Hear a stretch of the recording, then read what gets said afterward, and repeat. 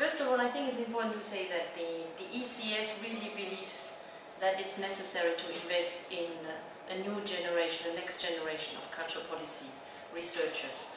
And we believe it's important to invest as much in the individual, so the individual researcher, therefore a prize that gives prestige, that gives visibility, that gives access chance to young cultural policy researchers, and well as to infrastructure of cultural policy research, and therefore the forum of young researchers, that we create this space where the different research subjects can come together, where the different talents of Europe can come together, and when they can exchange their ideas, discuss methodology, plan maybe future research projects together. So that's, with that in mind, it's really strengthening the discipline of cultural policy research today, and providing space and means.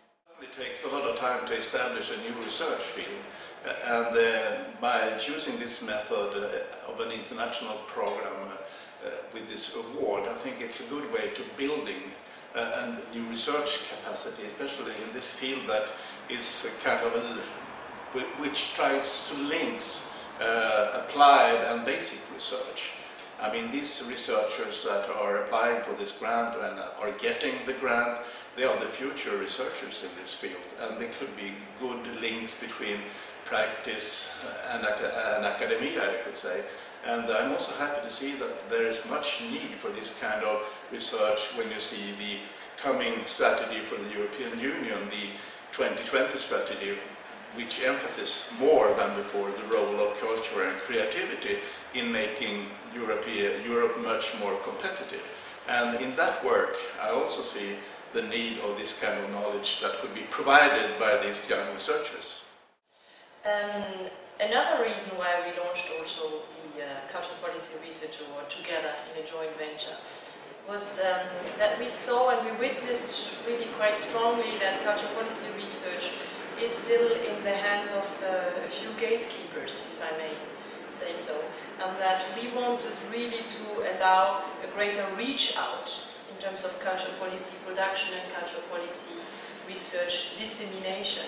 So it's also allowing maybe the establishment of cultural policy researchers to open up and also get some new voices into the discourse, cultural policy discourse. We see it that there is a real need on all levels of governance, be it on European level, on national level, local, regional level, for research that informs as solidly as possible policy making. And politicians are craving for this kind of data, this kind of knowledge-based information. And we hope that the young cultural policy researchers are prepared also to take up this challenge, but it needs investment. It's clear that we will never have a very well established cultural policy, comparative cultural policy field if there is no real investment, true investment done in the field, and that's what we are contributing to. 38 years and 3 days ago, there was a single released on Parlophone Records. The title on the A side was Love Me Do. And on the B side, the title was P.S. I Love You. And I'm sure the jury loves all on the shortlist, but especially in connection to that very record, they would send their love to a special person, namely the winner, and the winner is... from the United Kingdom.